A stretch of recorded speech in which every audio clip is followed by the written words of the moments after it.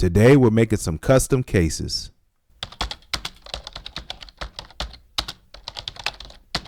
Hey everyone, welcome to CLO Ed TV. What motivated me to make today's video is I am an avid game collector, especially of the Game Boy, Game Gear, and other gaming systems. Normally I will find games like this out in the wild just loose.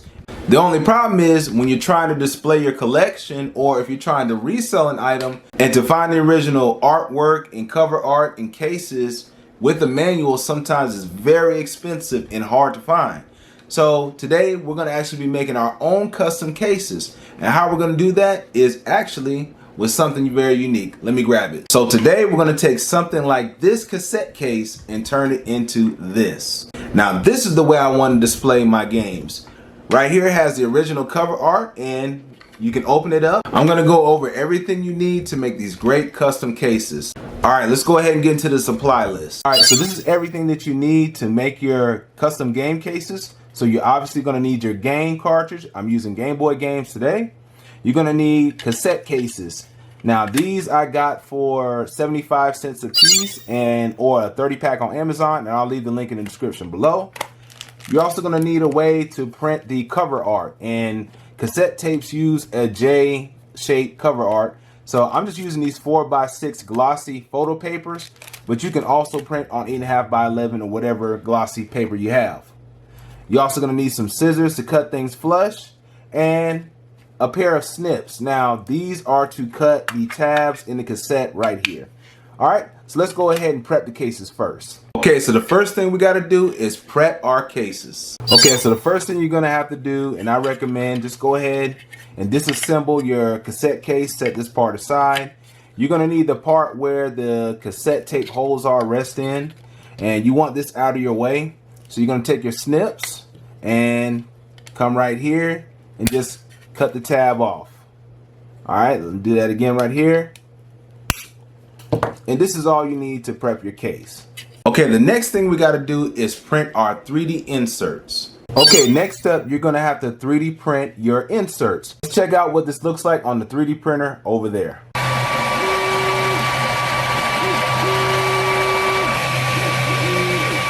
Now, these are custom inserts found on Thingiverse, and the creator of this one is NowNat. So I'm going to leave a picture right here as I'm talking, and you can download the specific case. What's really cool about it is you can go ahead and slide in, and your game fits nice and snug in there. It is a little bit looser with your Game Boy Color games, so it's very loose, but it's still a decent fit.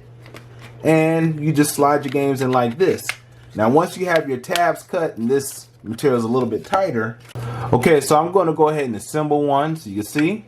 So you just basically slide the insert right in, just like this, and then you add your hinge. Okay, and there it is. So now when you slide your game in, looks just like that. Pretty plain without the artwork, so that is actually the next step we're going to do right here. Next thing we're going to do is print our J cards. We're going to do that in Affinity Designer. Let's get to it. Okay, the first site you want to go to is the National Audio Company. You're going to scroll down and you will see all the templates for your cassette covers. They have 3-panel, 4 and 5-panel cases. They even have more here. But basically we're going to do our project with the 3-panel card. Once you download it, it's going to look like this. And when you open this in your photo editing software, you're going to use this template to lay down your artwork. Okay, when you lay your artwork in, and as soon as you drop the template in, it's going to be the correct size. You don't have to rescale it up or down or anything.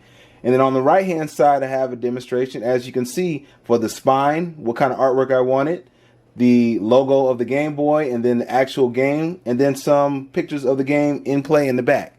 But this is just to show you in software how you would lay out your artwork. If you're printing in 4x6, you want to make sure that you go ahead and lay out your artwork for your covers just like this here. So it's going to take a majority of the space. Just center it a little bit so that way you have enough room for your printer to print.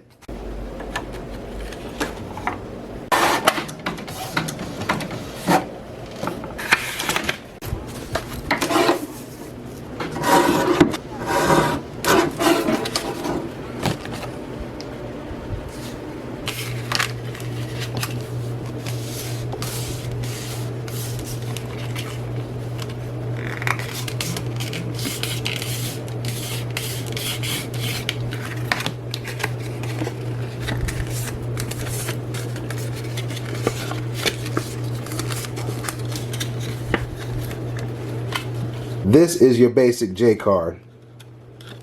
3-fold, blank inside. Alright, let's get this thing assembled. Now we get to the fun part and assemble everything together. I really like how this sheen on this particular filament turned out. It's very almost bronze metallic-ish, and it's just really nice. It's called silk, and I'll leave this filament in the description below. First thing in the assembly is you want to insert your artwork, which is here. Go ahead and set that in there. This is after you folded it up properly. Next, you need your insert. So I'm going to insert that next, and you want to be sure not to bend your artwork. You want to slide it right behind there. This one inserts nice and snug, and some of the filaments seem to be a little thicker than others, but this slid in just perfect. Next, you want to insert your game. You want to insert it this way. All right, so it lands properly, and that gold really adds to the throwback of the original card. All right, last but not least, here the snips are cut, and we just add our tabs like this, and we have a completed Game Boy case. That looks very awesome. Now I can stick that on the shelf. Looks nice and neat, and this is exactly what I wanted.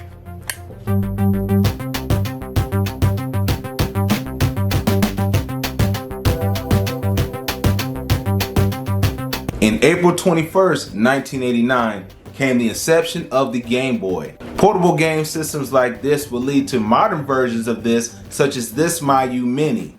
The Mayu Mini takes a lot of visual cues from the Game Boy Entertainment System, and if you haven't seen my review on this particular game system, click on this link above. Hey, I must say, I really enjoyed this project. Now I have a nice way to present my gaming collection. Also now when I'm reselling my games, I have a very nice way to display my products. The motivation behind this video is I saw these cool J cards that were displayed on certain games, and I wanted to do this project for myself.